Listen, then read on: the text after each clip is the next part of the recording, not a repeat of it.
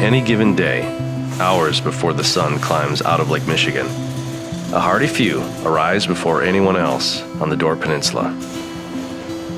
It's on the wind and waves of this great inland sea that they risk their lives for their livelihood, to pull up nets filled with fish. Like their fathers and grandfathers before them, they proudly continue this tradition.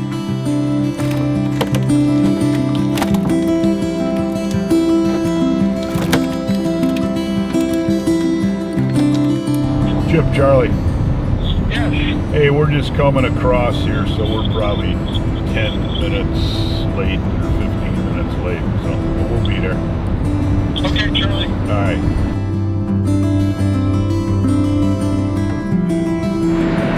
It's beautiful. This is as nice a morning as we've had in weeks. And it's not super hot, and it's light winds. But yeah, you guys picked the right day to come along. It's going to be beautiful.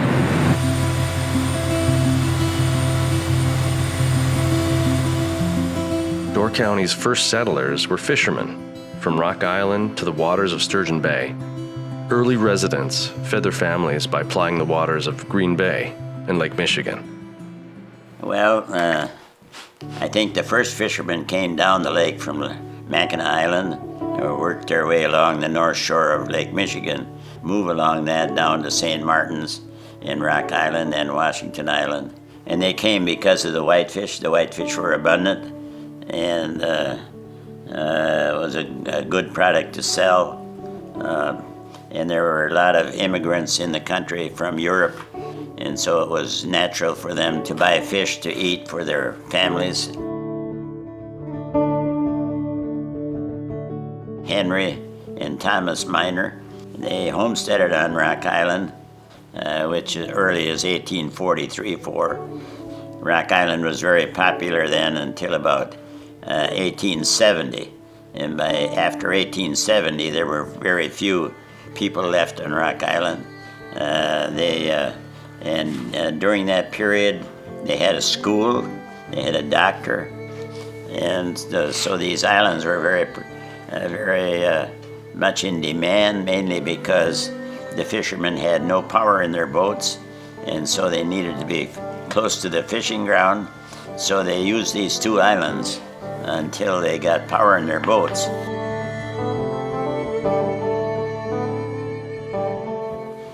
There was a time when there were 40 families here on the island that owned commercial fisheries in the 1930s. And at that time, all along the lake, like two rivers, had 20 boats or more. You know, that's a huge amount of people that have to go out there. And the amazing thing was that the abundance held up pretty well. They did not fish it out. In the 40s and 50s, fishing was huge, and there was trout and chubs and whitefish and herring and perch, and there was a lot of fish produced here. You could sell lake perch, you could sell whitefish, you could sell lake trout, you could sell herring, and there was abundance of each species. A very thriving industry. But over time, that abundance was challenged by commerce and trade, namely the opening of Great Lakes ports to ocean-going vessels, starting with the first Welland Canal in 1824 and culminating with the completion of the St. Lawrence Seaway in 1959. A new threat of invasive species would bring the Door County fishery to its knees. And then the sea lamprey came, no natural enemy, and they destroyed the lake trout fishery, and that was really the backbone of the fishery. So that was very serious. Then all the fishermen that were left had to fish chubs, and so, of course the production got too heavy, and they were worth almost nothing, and so it was a very tough time for 10 years.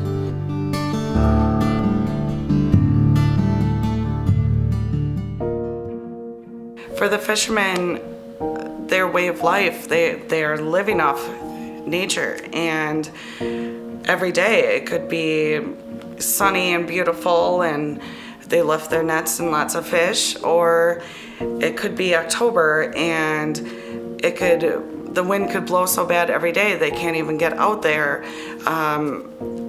You never know, year to year. You could have a really great year and lots of fish, and the next year it could be completely different. The wind was always bad or too rough. I remember one night when the wind was so bad and they didn't come home, we'd go down there and we'd sit at the dock and we'd watch and hope that we'd see a light from the boat come around. Finally, when it did, and on they go, they'd pull in and they'd just get to work right away. They'd say hello and that was it, and off the fish came and they'd start cleaning, and you knew it was gonna be a long night, so then the wives would usually go and bring the dinner down to them so they could kind of eat as they work.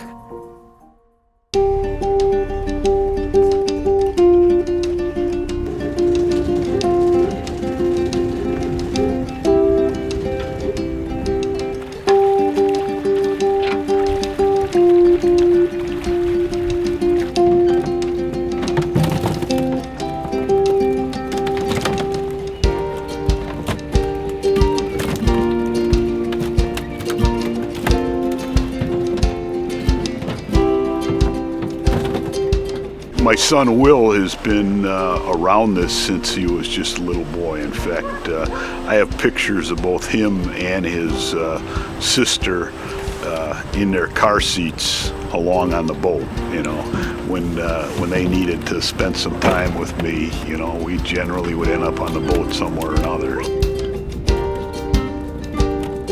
So he started working with me and is gradually taking over more and more of what we do and taking the lead on stuff and assuming responsibility for things and becoming a very big part of what we do.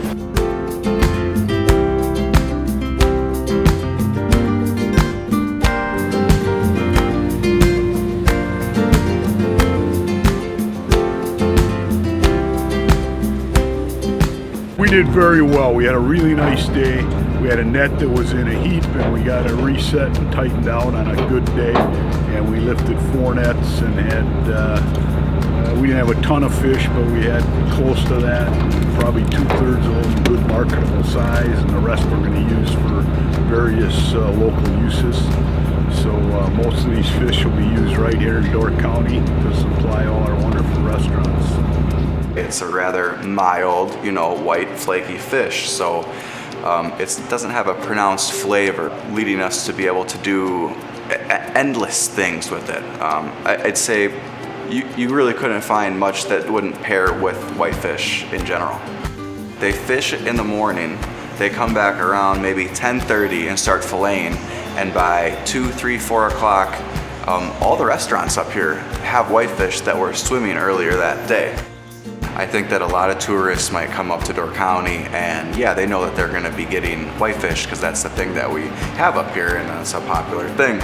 We want it as fresh as it can be. That's better flavor, it's better for you, and we're lucky to be able to get something so fresh and so local and so delicious.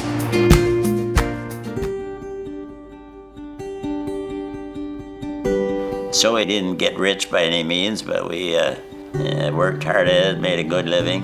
Good, hard-working people, commercial fishery. So eventually my dad is starting to slowly retire a little bit, but I don't think commercial fishermen ever retire. With my husband and Eric and James, they're gonna take over, so hopefully it'll keep the important history of fishing alive in Door County.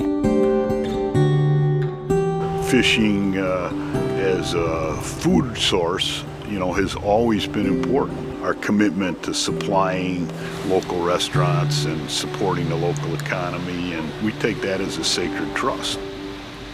You gotta be willing to try different things, you gotta be willing to fish different places, and the future's good.